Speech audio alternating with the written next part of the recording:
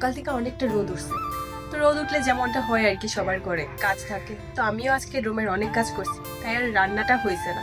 তো এখন স্নান টান কইরা ফ্রেশ হয়ে আইছি। তো এখন ভাবলাম রান্নাটাই করি। আজকে রান্না করব একটা অন্যরকম একটা রেসিপি, যেটা হয়েছে মোচা দিয়া আর মাছের মাথা দিয়া। অনেকদিন ধরে দেখি মাছের মাথাটা আছে ফ্রিজের মধ্যে, দেখি মাছের মাথা রয়ে গেছে। তাই ভাবলাম মোচা দিয়ে মাছের মাথা দিয়ে রান্না করি। মোচা দিয়ে তো অনেকে অনেক রকম ভাবে খাইছে, চিংড়ি দিয়ে খাইছো তোমরা, কিন্তু আমি আজকে একটু অন্যরকম ভাবে রান্না করতেছি। তো চলো রেসিপিটা একবার শেয়ার করি তোমার সাথে। এই দেখো আমি এখানে মোচাটি ছুড়াই নিছি। কলার থুর খাইতে যতটা ভাল লাগে তার থেকে বেশি পরিশ্রম হয় এটাকে রেডি করতে। একটা একটা কইরা এটার ভিতরের শক্ত ডাটাটা বাইর করতে লাগে। তো যাই হোক, আমি একটা একটা করে এটার সবটাই রেডি করে নিছি। তারপরে আমি 2টা আলু দিব। এখানে আমি 2টা আলুরে ভালো করে কাইটটা সেদ্ধ করতে বসাই দিছি।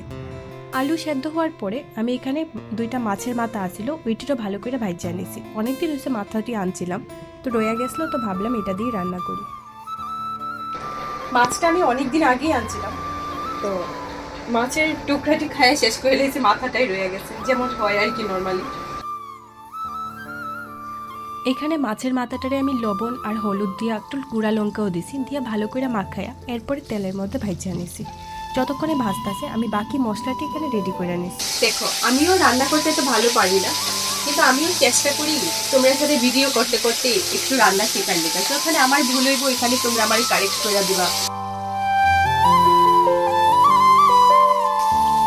এদিকে মাছটা ভাজা হইতে হইতে আমি আলুটি দেখি সিদ্ধ করছিলাম, চামড়াটি গুলাই দিতাম, তাড়াতাড়ি হয়ে গেল।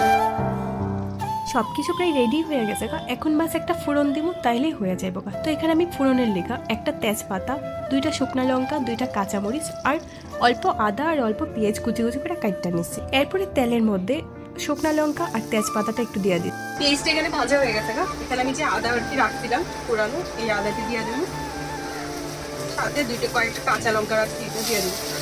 এবার কিছু মশলা দিয়ে দেবো, যেগুলো রেগুলার বেসিস আমরা ইউজ করি। অল্প হলুদ গুঁড়া, 2 চামচ জিরা আর 2 চামচ ধনে আর ঝালের লিখে একটু লঙ্কা গুঁড়া, ব্যাস, আর কিছু দিতাম না। এখানে আমি কষাইবার লিখে একটু জল দিছি, কারণ যেহেতু সব গুঁড়া মশলাগুলো শুকনা, তাই একটু জল দিছি। লবণটা আমি এখানে দিছি না, লবণটা লাস্টে দিই। এবার একটু জল দিয়ে এটা একটু ভালো করে মশলাটাকে কষাই নিই। দেখো কত ভালো করে সেদ্ধ হয়েছে, হাত দিতে না দিতেই একটু পুরো নরম হয়ে গেছে, ভাইঙ্গা দিচ্ছে। ইচ্ছা করতেছে এটা তরকারি না দিয়ে এমনিতেই ভর্তা বানিয়ে গরম ভাতের সাথে খাইয়ে দেয়, কিন্তু না, আজকে ভর্তা খাইতাম না, এটা দিয়ে আজকে তরকারি বানাবো। মশলা ভালো করে কষানোর পরে সিদ্ধ করে রাখা আলু আর থোড় দিয়া পরিমাণ মতো লবণ দিয়া দিছি। তারপরে যে মাছের মাথাটা রাখছিলাম ওইটাও দিয়া ভালো করে ভাইজা নিছি। আর একটু ভালো করে একটু কষানোর পরে পরিমাণ মতো জল দিয়া আর একটু সময় সেদ্ধ হওয়ার লেগে রাখছি। ব্যাস রেডি হয়ে গেছে গা।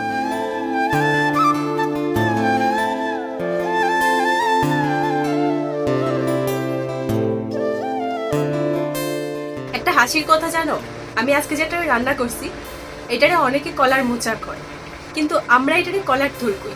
তো আমি যদি মাঝে মাঝে কলার থুর কইয়া লাই, তো তোমরা আবার কলার ভিতরে সাদা অংশটারে ভাইবো না, এটা কলার মোচাই। তো ফাইনালি রান্না হয়ে গেল গা কলার মোচা বা থুর যেটাই কও, এটা দিয়ে মাছের মাথা দিয়া। তোমরাও একবার বাড়িতে অবশ্যই ট্রাই করে দেখো, অনেক ভালো লাগে খাইতে। তো আজকের লিগে ব্লগটা এখানেই শেষ করতেছি, দেখা হইব পরের আবার একটা ভিডিওতে।